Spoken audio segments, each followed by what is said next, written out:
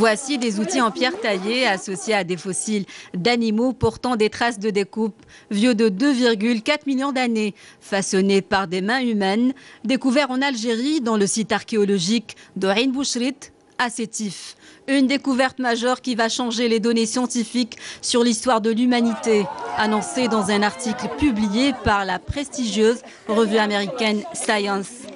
Restes archéologiques très anciens qui sont datés de deux niveaux archéologiques très anciens. L'un est daté de 2,4 millions d'années, l'autre 1,9 million d'années et qui montre la très haute antiquité du peuplement préhistorique en Algérie et aussi parmi les plus anciens dépôts archéologiques dans le monde. Un autre berceau de l'humanité en Afrique du Nord et en Algérie. Et je crois que ça va contribuer à un petit peu la fierté nationale. Un travail de longue haleine qui vient couronner 25 ans de travaux menés par le chercheur algérien Mohamed Sahnouni dans le cadre d'un projet de recherche international et multidisciplinaire. Une autre partie qui est en cours d'étude dans nos laboratoires ici au CNRPH pourrait être aussi montrée à tous ceux qui souhaitent le désir de les voir, donc dans leur contexte scientifique, c'est-à-dire dans les laboratoires, en train d'être étudiés, examinés par les chercheurs. Et nous pourrons donc organiser des sessions spécialement pour cet exercice-là. La finalité de l'objet archéologique, c'est les musées. Donc, les objets qui ont été découverts dans le site de Ain Bouchrit, ils sont répartis dans 3 endroits. Le musée du Bardo, le musée de Sétif et une partie au centre de CNRPH.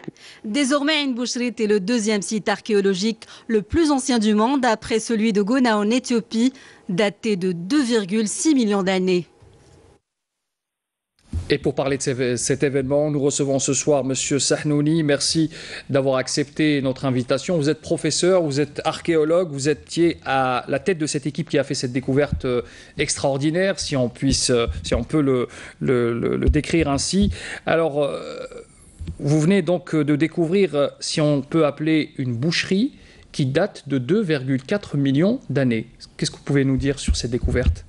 Avant tout, merci pour l'invitation. En effet, les résultats de la recherche que nous venons de publier dans la revue Science,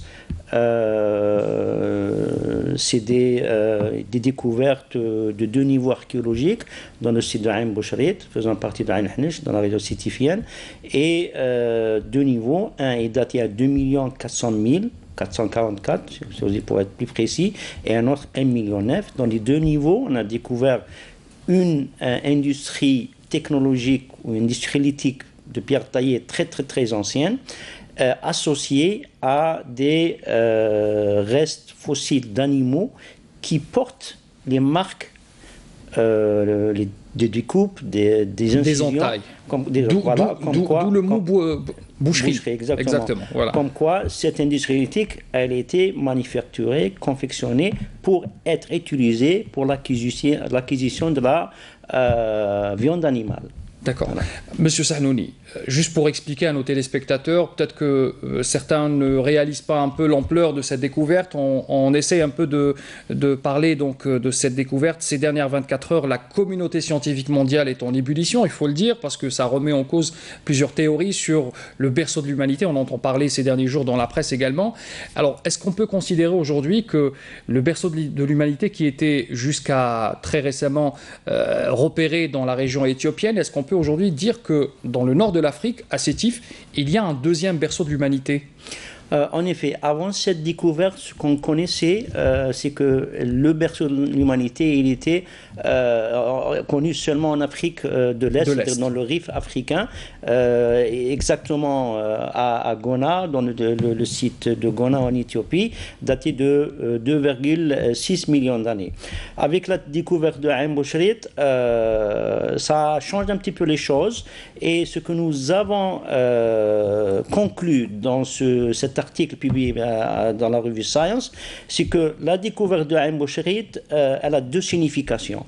Une signification, la première, que la possibilité qu'il y a eu une migration très rapide depuis l'Afrique de l'Est vers l'Afrique du Nord, mais si on compare la chronologie des 2 sites, très minime, ils sont quasiment contemporains. Cette possibilité, elle n'est pas très solide pour être soutenue. La deuxième signification, c'est beaucoup plus une origine multiple, hein, de l'émergence de la technologie et la culture humaine. Donc il y a plus d'un berceau d'humanité en Afrique. En plus de celui de l'Afrique de l'Est, il y a un autre maintenant en Afrique du Nord. Donc on résume, il y a deux civilisations qui ont émergé pratiquement en même moment, donc il n'y a pas eu de contact entre les deux régions. C'est ce que la théorie pourrait supposer? C'est très difficile de dire s'il y a deux civilisations. Non, c'est la même industrie dans les deux régions, etc. Mais c'est difficile de dire que s'il n'y a pas eu de contact, il y a eu de contact. À ce stade-là des connaissances, tout ce qu'on peut dire, qu'il y a plus d'un point d'émergence des débuts de la culture humaine. Voilà. Alors, il faut rappeler que vos recherches qui ont été menées depuis, on va dire, depuis les années 90, mais depuis une dizaine d'années, vos recherches ont été concentrées sur cette région précisément. Ces recherches ont été publiées par la prestigieuse revue American Science, qui a donc publié cet article ce week-end. Est-ce qu'aujourd'hui, on peut dire que un travail reste encore à faire dans ce site pour peut-être découvrir d'autres vestiges, d'autres peut-être traces de civilisation dans cette région, ou alors on est passé, on a tout fait dans cette région? Absolument, non, on n'a pas encore tout fait. On a commencé ce projet il y a 20 années et il y avait une première phase où on s'est concentré sur le site de Aïn el-Hnesh, on l'a daté de 1,8 million. Et tout ça, on l'a publié dans les années 80, les années 2000, dans de nombreux articles, dans des revues internationales à impact. Après, on s'est posé une question. Et pourquoi est-ce qu'il n'y a pas une occupation humaine encore plus ancienne que 2 millions d'années? Et c'est là qu'on a commencé à explorer et prospecter les dépôts encore plus anciens à Ain Bouchret. Et ça fait à peu près 8 à 9 années, 9 années, on a découvert ces restes et on a mis tout ce temps beaucoup plus pour dater ces vestiges. Et maintenant, c'est pas encore fini. Non, c'est pas encore fini. Donc on a encore des dépôts. On a encore des dépôts beaucoup plus loin. Il y a un grand potentiel de cette région qui préserve d'une façon extraordinaire les fossiles. Et donc, il y a beaucoup à faire encore. Une dernière question avant de passer à un autre sujet. Monsieur Sahnouni, les travaux qui ont été menés dans ce site, est-ce que vous avez trouvé des difficultés? Parce que nous savons que l'équipe qui a travaillé sur ce site est pluridisciplinaire. Il y a plusieurs nationalités, plusieurs universités australiennes, espagnoles, françaises aussi.